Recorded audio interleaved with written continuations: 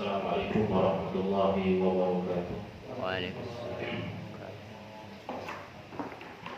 Innal hamdalillah nahmaduhu wa nasta'inuhu wa nastaghfiruh wa na'udzu billahi min shururi anfusina wa min sayyiati a'malina. Man yahdihillahu fala mudilla lahu wa man yudlil fala hadiya lahu. Asyhadu an la ilaha illallah wahdahu la syarika lahu wa asyhadu anna Muhammadan abduhu wa rasuluhu la nabiyya wa la rasula ba'dah. Qala Allah Ta'ala ya ayyuhalladzina amanu taqullaha haqqa tuqatih wa la tamutunna illa wa antum muslimun. Ya ayyuhan nasu taqu rabbakum alladzi khalaqakum min nafsin wahidah wa khalaqa minha zawjaha wa bassa minhuma rijalan katsiran wa nisaa'a wattaqullaha alladzi tasaaluna bihi wal arham inna Allaha kana 'alaykum raqiba. Ya ayyuhalladzina amanu taqullaha wa qulu qawlan sadida yuslih lakum a'malakum wa yaghfir lakum dhunubakum wa man yuti' Allaha wa rasulahu faqad faza fawzan 'azima amma ba'd. Fa inna khairal kalami kalamullah wa khairal huda huda Muhammadin sallallahu alaihi wasallam wa syarrul umuri muhdatsatuha fa inna kulla muhdatsatin bid'atun wa kulla bid'atin dhalalah wa kulla dhalalatin finnar. Ma'asyiral muslimin wal muslimat rahimani wa rahimakumullah. Walhamdulillah, segala puji hanya milik Allah Subhanahu wa taala. Malam hari ini kembali kita bermajelis dan kita berharap semoga berbagai keutamaan hadir di majelis ilmu senantiasa diberikan kepada kita, senantiasa Allah Subhanahu wa taala memberikan keteguhan agar kita selalu terus menapaki jalan thalabul ilmi dan kita benar-benar mendapatkan kemudahan untuk mencapai surganya Allah Subhanahu wa taala.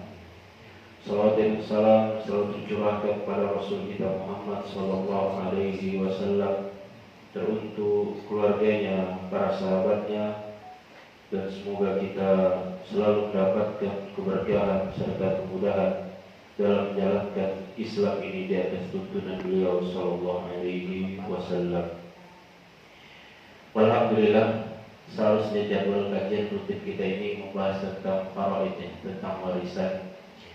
Tapi malam ini kita coba selingi dulu ya. Kita coba selingi dulu pembahasan yang lain, materi yang lain.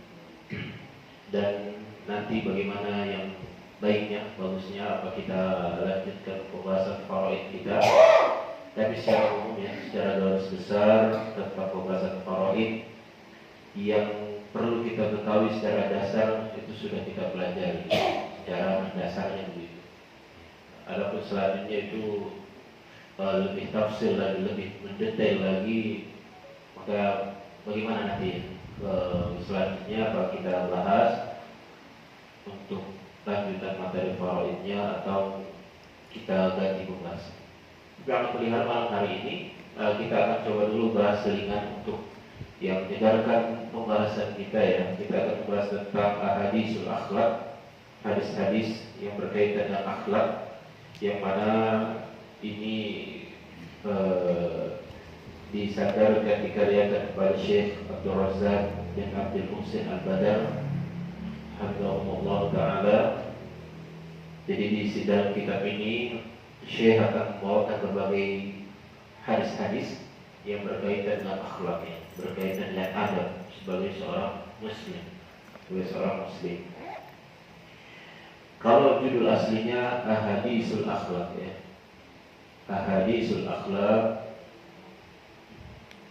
yang ini i'dadnya Syekh Abdul Razak bin Abdul Muhsin Al-Badar ya. Jadi bahasa Indonesia yang terjemahannya hadis-hadis seputar akhlak, hadis-hadis seputar akhlak. Langsung saja kita mulai ya, tentang husnul khuluq, keutamaan akhlakul karim, keutamaan akhlak yang baik. Di sini beliau mengatakan, beliau mendoakan kepada kita semua, nasallallahu an bil adabil karimi wal khalqal qawimi alladhi huwa hadyu qudwatina wa uswatina nabiyina Muhammadin sallallahu alaihi wasallam. Kata Syekh, nasallallahu an yamunna alaina bil adabil karim. Kita mohon kepada Allah Subhanahu wa taala agar Allah menganugerahkan kepada kita adab yang mulia dan akhlak yang mulia.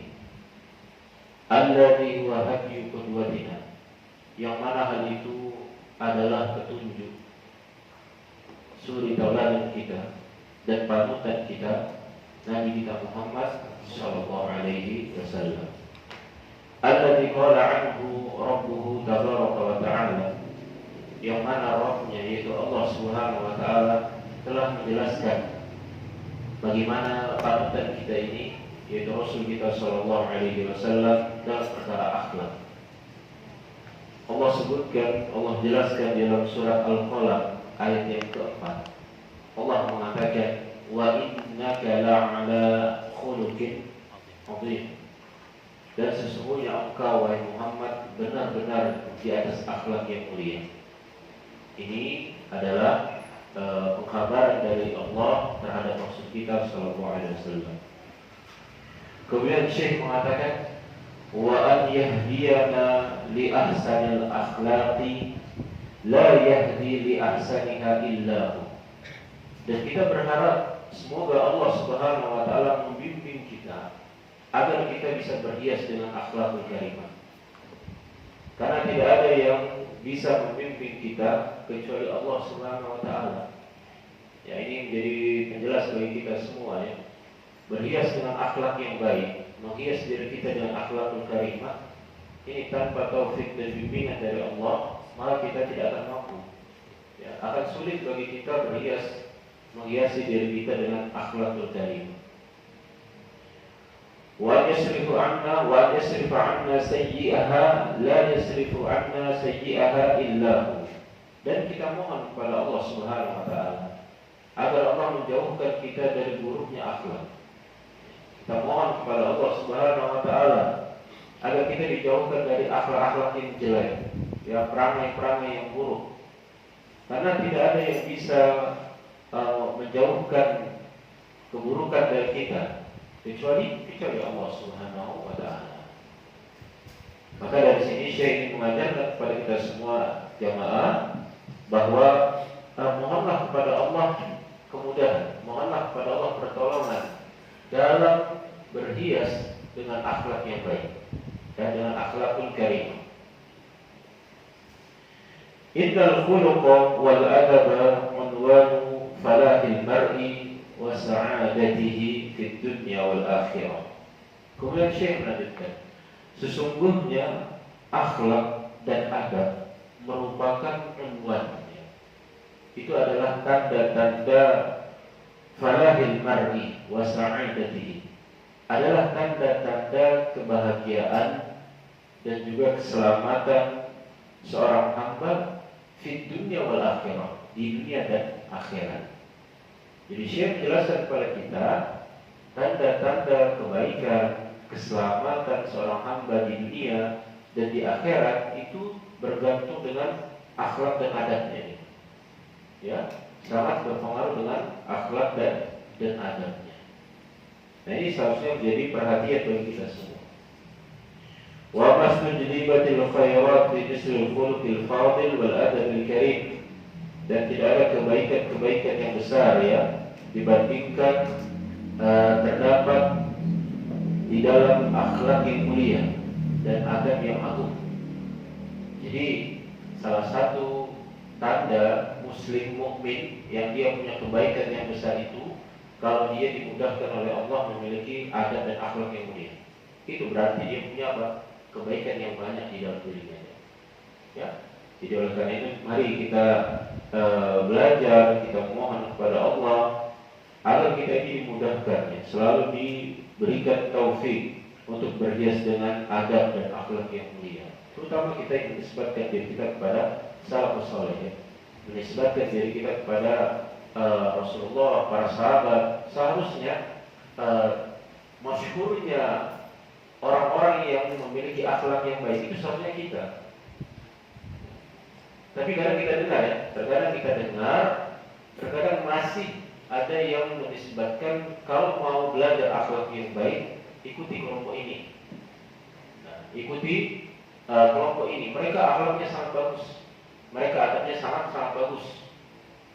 Seolah-olah apa? Adanya pemisahan antara yang salafi dan yang lainnya seperti itu. Padahal seharusnya Muslim itu ya, kalau mereka benar-benar meneladani Nabi Shallallahu Alaihi Wasallam, mereka hendaklah selalu berhias, ya, selalu menghiasi dirinya dengan adab dan akhlakul karimah. Tunjukkan kepada saudara kita kaum muslimin dan juga kepada mereka selain Muslim bahwa inilah adab dan akhlak yang diajarkan oleh Nabi Shallallahu Alaihi Wasallam. Wad-dinu kulluhu khuluq. Ingat, agama ini semua sisi-sisinya itu berkaitan dengan akhlak. Semua syariat agama ini di dalamnya itu berkaitan dengan adab, ya. Faman zada 'alaika fil khuluq, siapapun yang mengunggulimu, ya, siapapun yang mengunggulimu dalam segi akhlak, dalam segi adab, ya, zada 'alaika fid din, maka sungguh telah mengunggulimu dalam perkara agama. Jadi kata Syekh, ini nasihat buat kita semua. Ya, siapapun yang mengungguli kita dari segi adabnya, akhlaknya bagus, maka berarti dia telah mengungguli kita dari segi agamanya. Nah, ini menunjukkan ya, bahwasanya adab dan akhlak itu semua sisi, ya, semua di dalam syariat agama itu menjelaskan tentang adab dan akhlak. Ya. Di antara utamaan kita harus berhias dengan akhlakul karimah, dengan adab yang mulia. Yang pertama, An Abi Hurairah radhiyallahu anhu, dari Abu Hurairah semoga Allah meridhoinya. Qala su'ila Rasulullah sallallahu alaihi wasallam an aktsari ma yudkhilun nasal jannata. Suatu ketika Rasulullah sallallahu alaihi wasallam ditanya, ya, an aktsari ma, tentang sesuatu yang paling banyak menjadi sebab masuknya manusia ke dalam surga. Jadi Nabi pernah ditanya, amalan apa, sebab apa yang paling banyak menyebabkan hamba itu masuk ke dalam surga. Nah, seharusnya pertanyaan begini jamaah membuat kita itu semangat, ya, menunggu apa jawabannya. Sebab apa yang paling banyak membuat kita ini masuk surga. Karena ini kan tujuan kita, ya. Ini tujuan kita. Tujuan kita itu supaya kita masuk ke dalam surga. Nah, Nabi ditanya amalan apa yang paling banyak menjadi sebab manusia itu bisa masuk surga. Ternyata ini jawaban Rasulullah SAW. Faqala Nabi SAW, taqwallahi wa husnul khuluq. Dua amalan yang paling banyak menyebabkan manusia itu masuk ke dalam surga: bertakwa kepada Allah dan husnul khuluq. Ya, bertakwa kepada Allah dan akhlakul karimah. Ini dua amalan yang paling banyak menjadi peluang kita masuk ke surganya Allah. Jadi kalau ingin mengejar peluang yang besar itu, takwa dan husnul khuluq. Rawahu Tirmidzi, hadis yang diriwayatkan Imam Tirmidzi. Kata Syekh menjelaskan, faja'alahu Nabi sallallahu alaihi wasallam min asbabi dukhulil jannah. Dan Nabi sallallahu alaihi wasallam menjadikan akhlakul karimah menjadi di antara sebab-sebab masuknya hamba ke dalam surga. Wa qarinahu bittaqwa allati hiya a'zamu wasiyatin. Dan Nabi menyandingkan akhlakul karimah dengan takwa kepada Allah Subhanahu wa taala. Wa hiya a'zamu wasiyatin. Dan takwa itu adalah wasiat yang paling besar, ya. Wasiat yang paling mulia itu adalah wasiat takwa. Di dalam hadis ini Nabi menyandingkan perintah takwa dan perintah akhlakul karimah. Dari sini saja jamaah rahimani wa rahimahullah, kita nggak bisa misahin antara dia akhlaknya bagus tapi dia nggak bertakwa, nggak bisa. Ya. Kalau ada orang yang akhlaknya bagus sama manusia, tapi dia nggak bertakwa sama Allah, hasilnya orang ini tidak dianggap memiliki akhlakul karimah. Ana yakin ya, kita semua sudah paham kalau materi kajian pembahasan tentang akhlak dan adab tidak hanya dibahas tentang urusan kepada sesama manusia. Karena kesalahpahaman tentang pembahasan adab maupun akhlak hanya fokus pada pembahasan kepada sesama manusia. Padahal dalam adab dan akhlak itu dibahas juga antara kita dengan Allah. Nah, jadi dijelaskan Syekh membawa penjelasan Imam Ibnu Qayyim rahimahullahu taala, beliau mengatakan jama'an Nabi sallallahu alaihi wasallam baina taqwallahi wa husnil khuluq.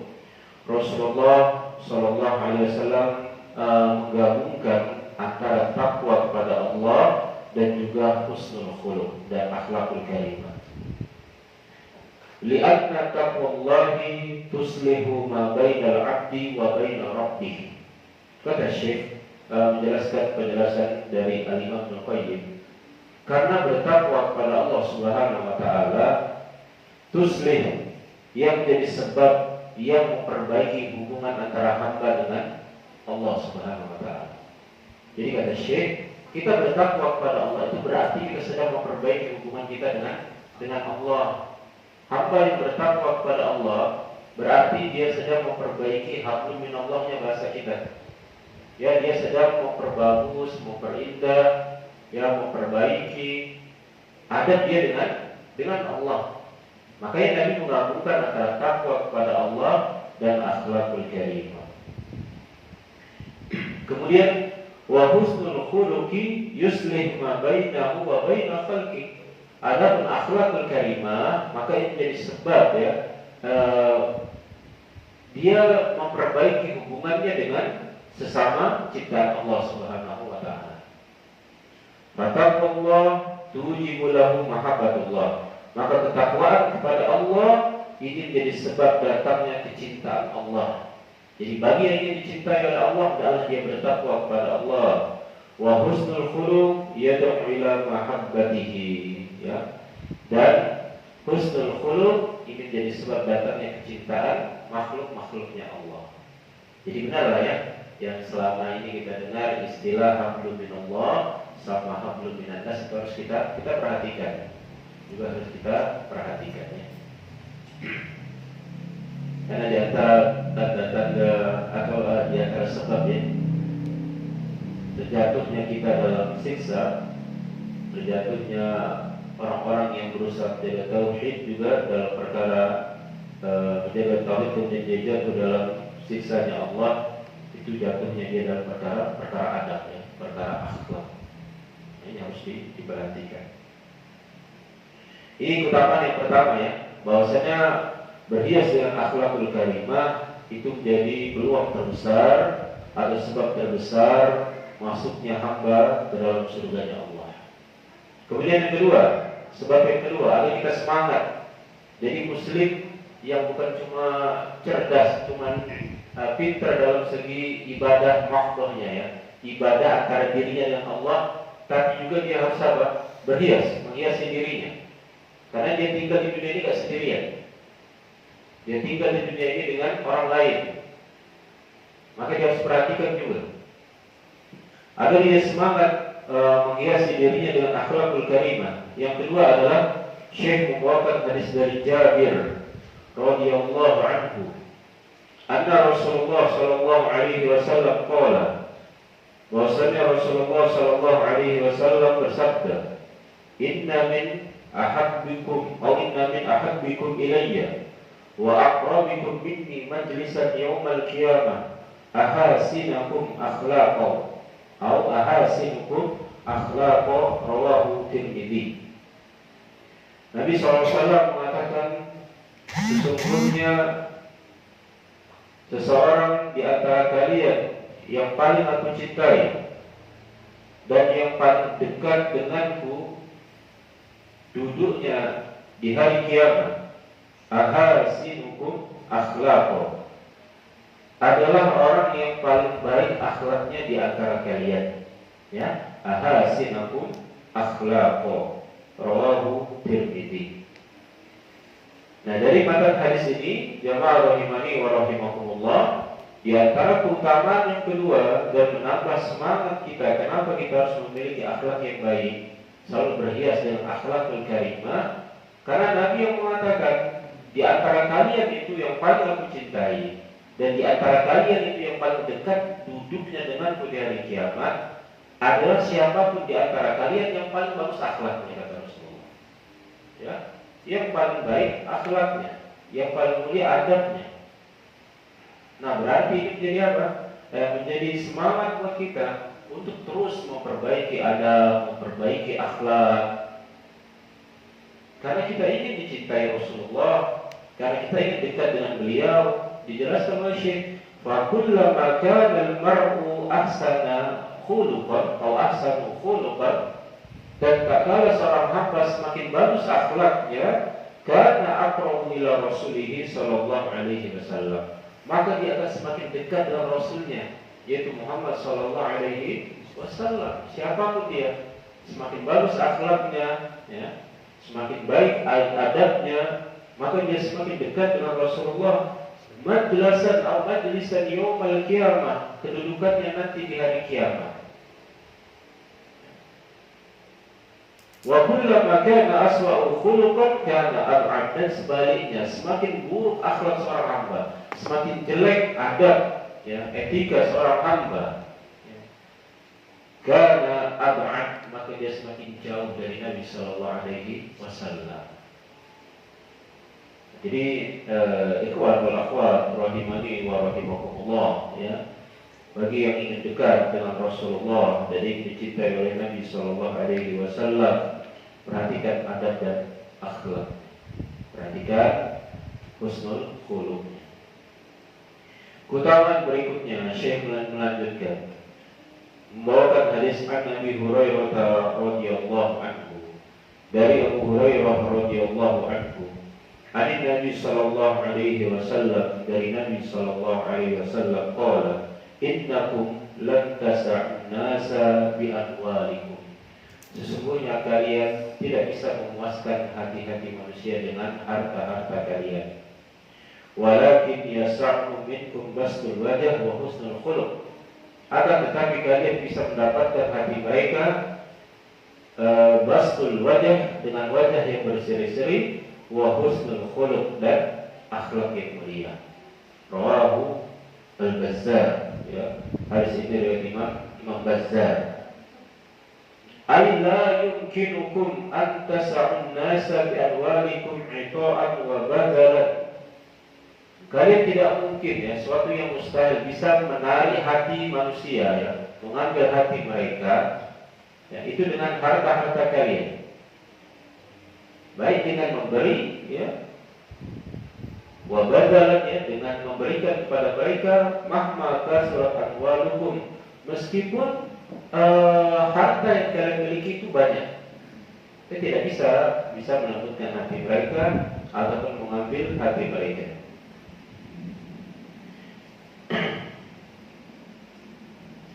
Kenapa di sini katakan di anna isti'aba amatihim bil ihsani bil fi'li ghairu mungkin, karena menyenangkan mengambil semua hati manusia itu suatu yang mustahil, ya, terutama dengan harta, suatu yang mustahil. Fasimuhum bi akhlaqikum al-karimah, maka kata Syekh Abdul Razak, maka lembutkan hati mereka, ambil hati mereka dengan apa? Dengan akhlak kalian yang mulia, ya, dengan akhlak kalian yang mulia. Nah, kita sedang apa? Sedang belajar, berusaha untuk menapaki jalan sunnah ini. Maka kepada keluarga, kepada orang tua terutama, ya, kemudian kepada tetangga, kepada saudara, coba ambil hati mereka dengan apa? Dengan akhlak. Ambil hati mereka dengan akhlak karimah kita, dengan bagusnya akhlak kita. Jangan menjadi fitnah, ya. Jangan menjadi fitnah seolah-olah bahwasannya jalan dakwah ini, jalan sunnah ini hanya bagi orang yang apa? Yang dia punya kacamata kuda lurus, nggak bisa ada tasamu, nggak ada lapangan, kemudian cumut, kaku. Jangan menjadi fitnah seperti itu. Pelajarilah dengan benar ya ajaran dakwah yang benar ini. Kalau kita tidak jadi fitnah membuat orang itu jauh dari kita. Sama tetangga sendiri, apa susahnya kita negur, sapa, salam, ya kan? Kita bantu. Justru ini menjadi apa? Ta'lim qulub, bisa melembutkan hati mereka. Ratusan ayat ataupun hadis yang kita hafal, kecerdasan dan kepintaran kita tanpa didasari dengan akhlak, itu mereka tidak akan dengar biasanya. Tapi yang mereka lihat itu apa? Bagusnya akhlak kita, bagusnya adab kita, itu yang akan mereka membuat hati mereka luluh, membuat hati mereka tenang, menerima kebenaran biiznillah insyaallah. Wa ada hukuman jamil, dan ada pada kalian yang mulia, bibasal wajah, dengan wajah bibasal wajhi, dengan wajah yang berseri-seri, wa husnul khuluq, dengan akhlak yang mulia. Wa hadha amrun hayyin sahlun mutayassarun liman waffaqahu Allah wa wahabahu al-khuluqul hasan. Dan ini adalah perkara yang ringan ya, perkara yang mudah. Mutayassirun atau mutayassirun, mudah bagi mereka yang mendapatkan taufik dari Allah, yang Allah berikan kepada mereka akhlakul karimah. Ya. Jadi jemaah rahimani wa rahimakumullah, berikutnya adalah agar kita mendapatkan kebaikan, maka hiasilah diri kita dengan akhlakul karimah, karena itu bisa menjadi sebab yang kita untuk menta'alif ya, untuk mengambil, untuk mencari simpati ya orang-orang agar mereka bisa lebih dekat dengan kebenaran, dengan akhlakul karimah. Kemudian yang berikutnya Syekh melanjutkan membawakan hadis wa an Jabir bin Abdullah, kembali riwayat dari Jabir bin Abdullah radhiyallahu anhu. Qala kana an-nabiy sallallahu alaihi wasallam idza istaftaha as-salata kabbara. Adalah Rasulullah sallallahu alaihi wasallam tatkala mulai salatnya maka beliau berdoa dengan mengucapkan inna salati wa nusuki wa mahyaya wa mamati lillahi rabbil alamin. Sesungguhnya salatku, sembelihanku, hidupku dan matiku hanya milik Allah Rabb semesta alam. La syarikalah, tidak ada sekutu baginya, tidak ada sekutu bagi Allah. Wa bidzalika umirtu wa ana minal muslimin, dan dengannya aku diperintahkan, wa ana minal muslimin, dan aku termasuk orang-orang yang berpasrah, yang menyerahkan diri muslim. Kemudian di dalam doa itu Rasulullah berdoa, Allahumma hdini li ahsanil a'mal wa ahsanil akhlaq. Ya Allah, tunjukkan kepada kami atau tunjukkan kepadaku sebaik-baik amalan dan sebaik-baik akhlak. La yahdi li ahsaniha illa anta. Tidak ada yang bisa menunjukkannya kecuali Engkau. Wa qini sayyi'al a'mal, dan lindungi aku dari buruknya amalan.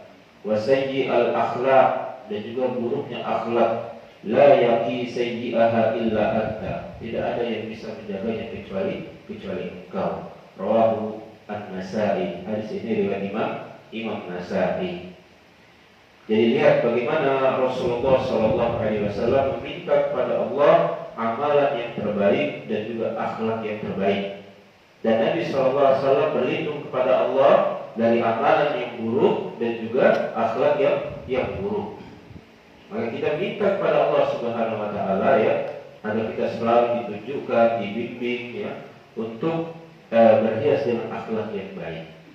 Husnul khuluq itu kan ada dua yang dijelaskan, dengan cara adanya akhlak karimah di dalam diri seorang itu ada dua. Yang pertama jibil, karena naluri, karena bawaan.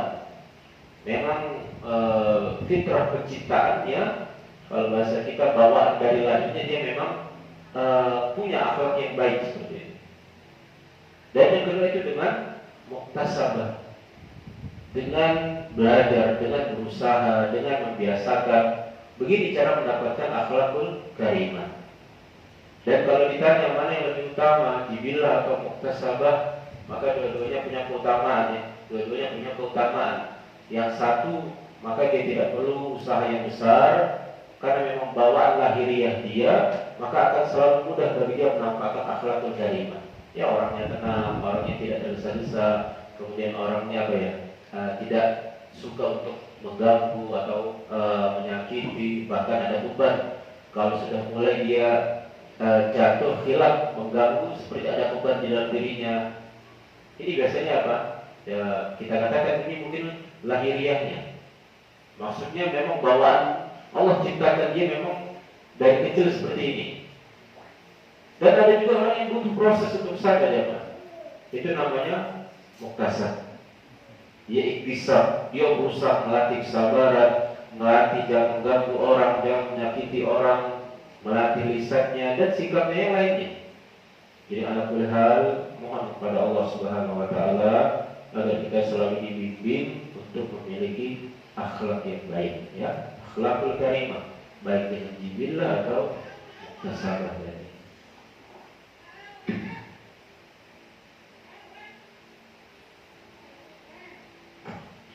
Ya, sebagaimana doa yang kita hafal ya, Allahumma ahsanta khalqi fa ahsin khuluqi, ya kan? Ya Allah, Engkau telah memperindah khalqi, ya perawakanku, tapi lahirku, fa ahsin khuluqi, maka perindahlah akhlakku. Nah, ini doa Nabi sallallahu alaihi wasallam agar kita selalu berdoa meminta akhlakul karimah.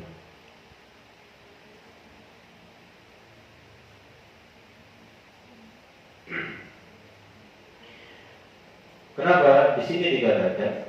Karena Allah Subhanahu wa taala, "Falladzi yu'ti al-arzaqa huwa alladzi yu'ti al-akhlaq." Yang membagikan rezeki kepada hamba-hamba ini itu adalah Allah yang juga membagikan akhlak-akhlak karimah itu kepada hamba-hambanya. Jadi di antara hamba-hamba ini sudah Allah tentukan mereka memiliki akhlak-akhlak yang baik. Qala Ibnu Qayyim rahimahullah, fa innal akhlaqa mawahibu yahibullahu minha may yasha'u liman yasha'. Maka ketahuilah bahwasanya akhlakul karimah itu adalah pemberian anugerah dari Allah yang Allah berikan kepada siapapun yang Allah inginkan. Nah, maka minta kepada Allah Subhanahu wa taala. Ya, oleh karena itu mintalah kepada Allah agar kita mendapatkan akhlakul karimah. Jangan sampai merugi ya. Di dunia kita kurang beruntung, terus juga kita gak berias dengan akhlak yang baik. Di dunia kita sudah susah, tapi kita juga seolah-olah tidak menampakkan akhlakul karimah. Maka merugi kita, ya, merugi. Maka perhatikanlah tentang perkara adab dan akhlak di sini. Karena di dalam akhlak itu jamaah rahimani wa rahimakumullah, ya, keutamaan yang luar biasa yang terkandung di dalam akhlakul karimah, bahwa akhlak itu adalah sesuatu yang paling berat di timbangan fil mizan, di timbangan amal ya. Berdasarkan hadis dari Abu Darda radhiyallahu anhu, anin Nabi sallallahu alaihi wasallam, qala ma min syai'in asqalu fil mizani min husnil khuluq.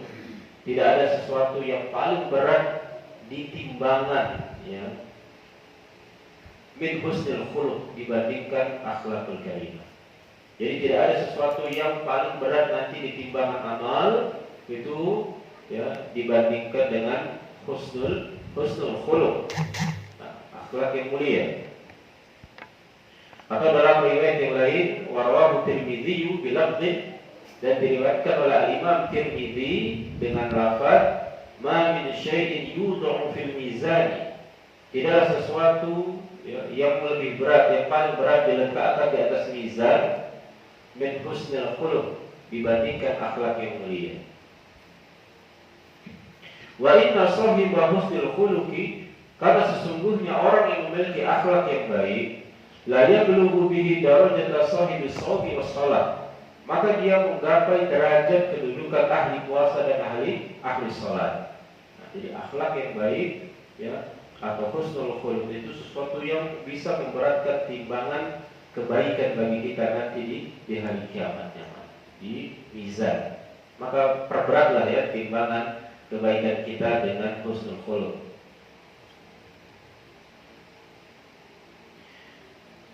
Dan juga Nabi Shallallahu Alaihi Wasallam mensifati bahwa semakin sempurna keimanan seorang mukmin, maka akan semakin bagus akhlaknya. Ya, semakin bagus iman seorang, maka itu akan tampak dari semakin bagus adab dan akhlaknya. Akmalul mu'minina imanan ahsanuhum khuluqa. Mukmin yang paling sempurna imannya adalah yang paling baik akhlaknya, paling bagus akhlaknya. Ya, ini Nabi menjelaskan kepada kita. Wa khairukum li nisa'ihim. Dan sebaik-baik kalian itu adalah yang paling baik kepada keluarganya, kata Rasulullah. Ya, yang paling baik kepada istrinya. Nah, ini pengingat dari Nabi Sallallahu Alaihi Wasallam. Dan dalam riwayat yang lain, Ummul Mukminin Aisyah radhiyallahu anha qala Rasulullah sallallahu alaihi wasallam, inna min akmalil mu'minina imana, ya. Sesungguhnya di antara mukmin yang paling sempurna imannya, ahsanuhum khuluqa, adalah yang paling baik akhlaknya, wa altafuhum bi ahlihi, dan paling lemah lembut kepada keluarganya, pada istri. Rawahu Tirmizi. Di jamaah rahimani wa rahimakumullah, lihat bagaimana Nabi Shallallahu Alaihi Wasallam menjelaskan, ya, semakin bagus iman seorang itu seharusnya semakin bagus akhlaknya, dan semakin dia memiliki sikap lemah lembut, sifat berlemah lembut dengan keluarganya. Jadi ini juga jadi sesuatu yang dilema juga. Nah, misal pas kajian muslim, kajian ibu-ibu, itu ada yang nanya ke kita. Suaminya rajin kajian, tapi suaminya disibukkan dengan sama ikhwan, sama bapak-bapaknya, kumpul-kumpul, sampai lupa sama istrinya, sama anaknya. Ya. Tapi kalau di rumah kasar sama anaknya. Nah, ini apa? Ini seharusnya jadi cermin ya, jadi muhasabah buat kita ya. Seharusnya kalau kita niatnya itu datang, kemudian kumpul ketemu sama ikhwah, itu untuk memperbaiki akhlak kita, memperbaiki agama kita, itu kelihatan dari akhlak kita. Ya, seharusnya kita semakin lemah lembut, semakin bagus dengan keluarga kita. Ya. Jadi pesan kepada terutama yang berbicara dan juga kepada kita semua, tampakkan kesempurnaan iman kita itu dengan akhlak yang baik dan sifat lemah lembutnya kita kepada keluarga kita. Ya, itu menunjukkan maka semakin bagus keimanannya. Qala Al-Halimi rahimahullah, berkata Al-Imam Al-Halimi rahimahullah, dalla ala anna husnal khuluqi iman. Hadis di atas menunjukkan bahwasanya akhlakul karimah itu adalah keimanannya. Wa adamuhu nuqsanu imanin, dan tidak adanya akhlak yang baik menunjukkan